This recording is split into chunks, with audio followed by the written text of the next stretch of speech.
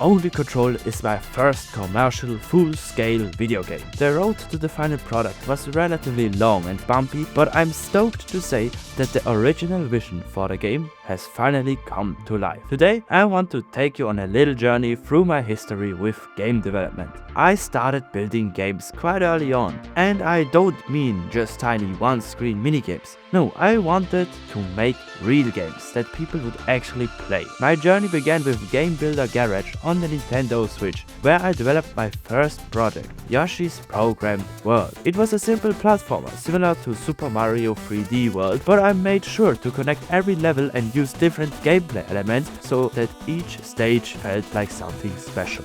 In one level, you're climbing a mountain, only to drive back down in a car in the next one. There's a 3D side-scroller or even a haunted house. This level structure carried over into my next Game Builder Garage project, GAW, which simply stands for Game & Watch. You play as Mr. Game & Watch, trying to become three-dimensional again. This game was more ambitious in every way. You start every level in 2D and unlock the third dimension as you progress. And almost every level features a mini remake of a classic Game & Watch title and a unique ability. GAW is a bit older now, but I can still honestly recommend it, provided you still have Game Builder Garage lying around somewhere. However, the real journey began when I moved to Unreal Engine on PC, and I did it on a computer that didn't even have a dedicated graphics card. The first thing I built in Unreal was a remake of the first level of GAW, which I almost finished. For my first experience with the engine,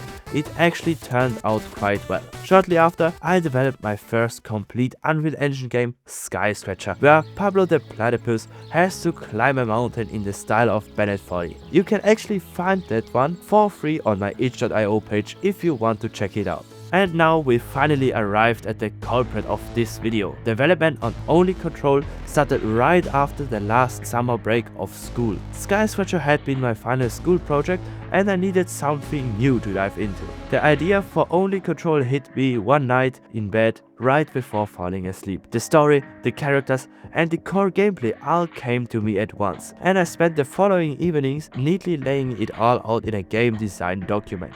And so it began. Only Control was developed using the Game Animation Sample project, which means it utilizes motion matching technology for smooth dynamic animations. Back then the template wasn't nearly as polished as it is now, so I had to add a lot of features manually. Regarding the character, this was actually my first 3D model I created in Blender. For my first attempt, I think it turned out pretty decent. As development continued, I kept adding new levels and making major global changes. Only Control received outlines and a retro shader that breaks up the colors. I also overhauled all the textures to ensure they take up much less space. I actually made a full video about that on my channel, by the way. Once 10 of the 20 levels were finished, Only Control launched into early access and became available for purchase. But just because the levels were out didn't mean the work stopped. I was constantly improving and optimizing them based on playtests. School actually was a great place to find testers.